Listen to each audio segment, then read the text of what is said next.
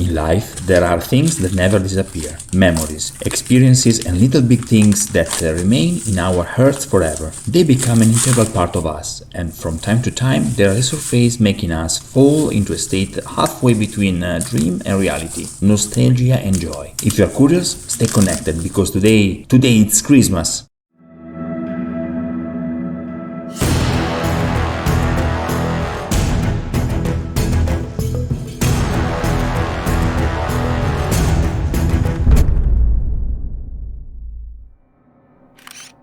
Hello my friend, and welcome to Max DM Crafting.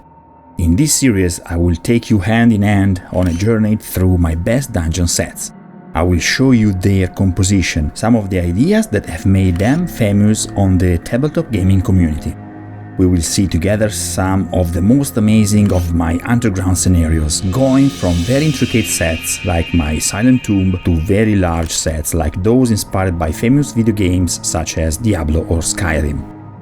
Each of the videos will deal with a specific set. Remember to subscribe on the channel and click on the notification bell to not miss a single episode.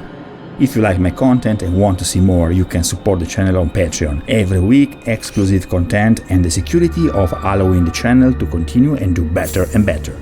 That being said, let's get started. The concept of dungeon crawler is now rooted in the world of fantasy role-playing, and our dear and old dungeon tiles are the natural consequence of games on the exploration type board. The same hero quest provided for the addition of furniture of the rooms as they progressed on the exploration, and the same monster were revealed to the player when they were in line of sight on the game board.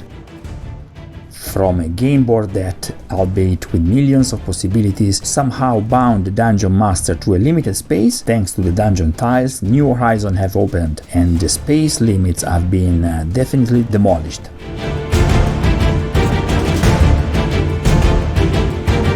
The game system of Dungeon Crawler has been the basis of the video game Diablo since the first edition. The same map revealed to the player the areas explored as you progressed through the various levels. The biggest difference of the Diablo dungeon compared to a classic Dungeon Crawler, however, is the play area. While in classic dungeons the master reveals one room at a time, one corridor at a time, think about that. Even if these can be very large, they are revealed entirely to the player once placed on the table.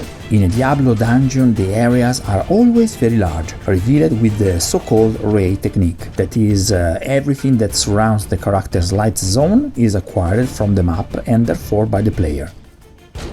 So how will it be possible to recreate that same gameplay even on a table? The solution is quite simple, even if it requires some precautions from the DM. It involves using battle mats, or large boards with the classic 1-inch grid, and taking advantage of the player's range of action. However, this causes some problems in the management of the game by the dungeon master. Let's take an example, extremely simplified. If a player can see around him for an area of 9 square inches, this means that as he moves, the DM will have to, in real time, reveal obstacles and enemies that gradually enter the player's sight range. This is done in real time by the computer in the Diablo game, but on the game board, the DM would really have to sweat it out if he wanted to insert walls, rooms, and enemies as the player progresses. However, I like the idea of keeping the dungeon large, and I really want to recreate the Diablo play style. So here's how I projected that same feeling onto my game board.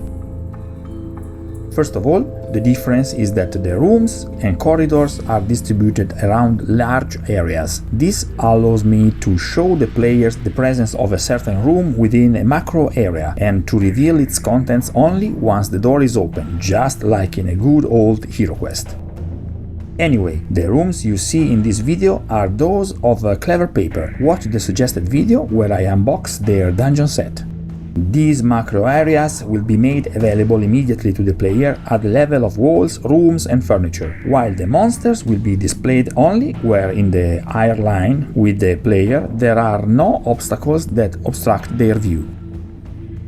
The macro areas could be represented by the entire battle mat, or be limited by walls or doors called key doors. When these doors are opened, the dungeon master will reveal the next macro area and so on. This game system clears the way for the skirmish mode, where the clash between small groups is of primary importance with respect to exploratory aspect. It is as if, within the macro areas, one switches to a Kill Team or Necromunda style game mode, if I give the idea.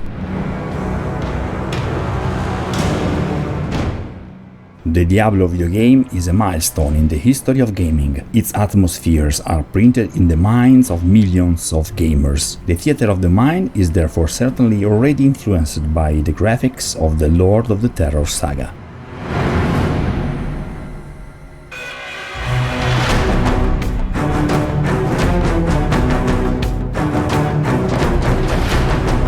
Bringing those same settings back to a game board, therefore, was not only rather complicated, but above all, a brave move. I immediately understood that it would not be wise to recreate entire levels of the video game, but rather it would be interesting to reproduce some iconic scenic elements, so as to be able to transform any dungeon into one with the typical Diablo atmosphere, unique and unmistakable.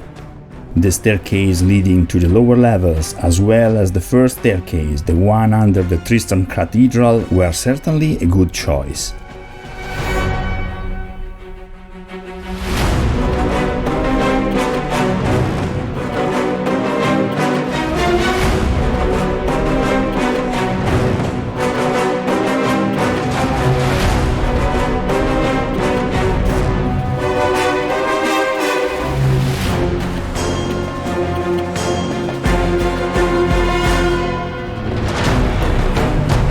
You can follow the tutorials of how I created them by following the links in the description box below this video. Other accessories were certainly of great impact. The pool of mana or life points, for example, is another great example of modularity and versatility. Such a piece is reusable in any dungeon, but being in front of it in a Diablo tabletop game definitely has a great visual impact.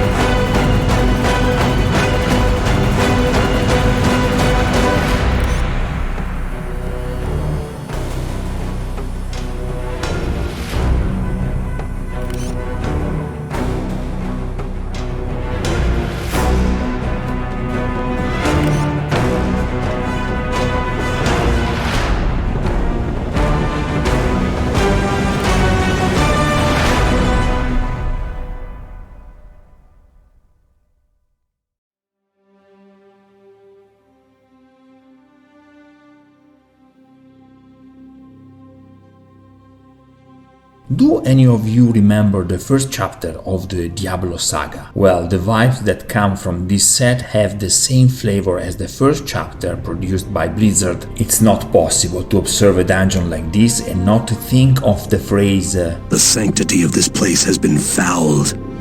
I want to be honest with you, I didn't expect anything like this. However, the fear of dealing with something gross disappeared immediately. This kit is extraordinary. I'm not just talking about the quality of the materials or the beauty of the textures, both of those drawn and of those imprinted on the cardboard. The scale used makes this set compatible with any 1-inch square grid, and wonder, occasionally the grid lines up perfectly with even the smaller HeroQuest grid.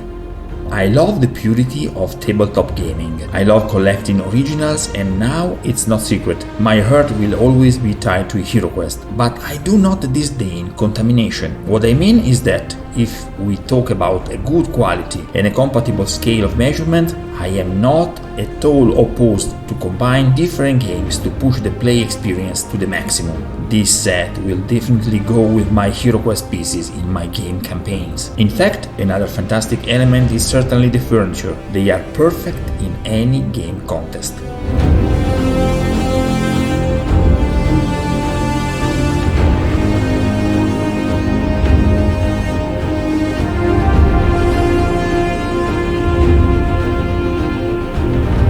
The choice to use the Clever Paper set was dictated by two factors. The first is definitely the beauty of the set. The second is laziness. If you want, you can recreate the entire set with XPS foam, but hey, it was ready to use. Don't judge me, okay?